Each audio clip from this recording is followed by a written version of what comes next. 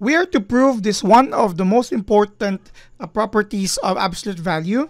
We are going to prove that the absolute value of the product of A and B is equal to the product of the individual absolute value notations of A and B for all A and B element of the set of real numbers. Now, this is oftentimes used to simplify expressions where a product is under an absolute value notation and then they are separated into two separate absolute value notations. So we are going to have our proof here, but since A and B can be any real number, there are 4 different cases here that I would like to show. But of course, let's start with let A and B element of real numbers. And we can apply all necessary properties of real numbers if they are applicable as well. So for case 1, okay, let's suppose that our A is greater than B, not B, greater than 0 rather, and B is greater than 0. In short, they are both positive numbers. Okay, so there are actually, as mentioned, 4 different cases because we have 4 different scenarios here. So we are going to show them. So this is also true. This statement or property is true for all set of AB element of real numbers. So then we have here, if A is greater than 0 and B is greater than 0, then A times B is also greater than 0 as we are multiplying 2 positive numbers. So that we will have here this form, the absolute value of AB. Since AB is already positive, then we have here A and B, which is also equal to the positive absolute value of A times the absolute value of B. So we're going to show for each cases that this is really true. And that's true for case number 1. Again, for if this is the assumption, then A times B is greater than 0, which gives us that this inside absolute value is positive, and its absolute value is also positive, which could be the result of the absolute value for both. Okay, so that's the first case. Case 2, suppose now A is greater than 0 or positive, and B is less than 0 or it's negative. Okay, so then A times B is less than 0, as we have that one of the properties of inequality when we're multiplying positive and negative numbers, and definitely their product is less than 0. That would mean so that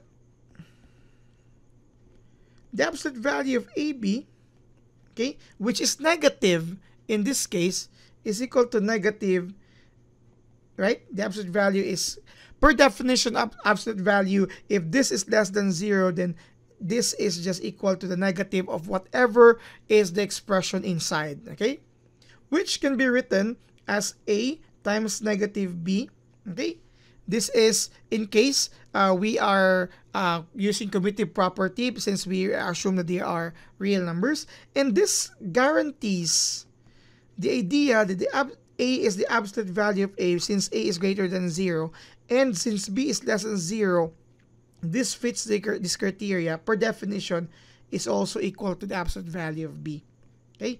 Because that's the definition. Okay, I forgot to write here the definition, so please bear with me. Pardon for that. Absolute value of X is X if X is greater than 0, 0 if X is equal to 0, and negative X if X is less than 0. Because we can see here, this is similar to this one here. Since it's the value here is less than 0, this criteria, then we have negative X, that's negative AB. Okay? And that is why we have that form. And at the same time, this is also used here as if it's negative B, or in short negative X, then we can have here absolute value of X, or in this case absolute value of B. So we're using the definition here for absolute value.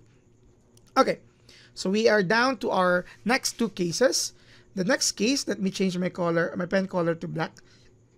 Case 3. Suppose A is less than 0, and it's B which is greater than 0. So then, still AB is less than 0 since we are multiplying negative value to the positive value. Then we can say that so that it follows the same identity here, that the absolute value of AB is negative AB, because this criteria according to our definition here as stated earlier.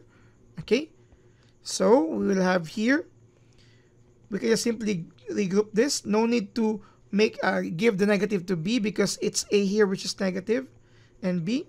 So this is now the absolute value of A and absolute value of B. So we have 3 cases already. And of course, already know the last case. Okay, case 4. Suppose A is less than 0 and B is less than 0 as well. And then AB is now greater than 0 as the product of two negative numbers is positive. So that the absolute value of AB is A and B, right?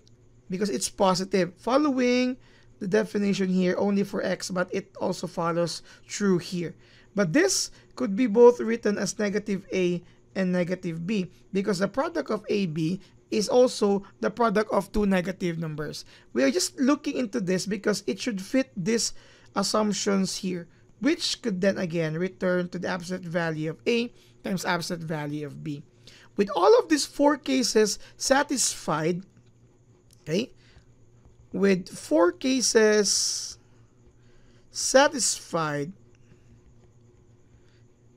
therefore, okay, we can now say that the absolute value of AB is really equal to the product of the independent absolute values of A and B. And this ends this proof. This property is really important as we look further to other properties of absolute value. Okay, so this is how the proof goes for 4 cases. Thank you very much for watching.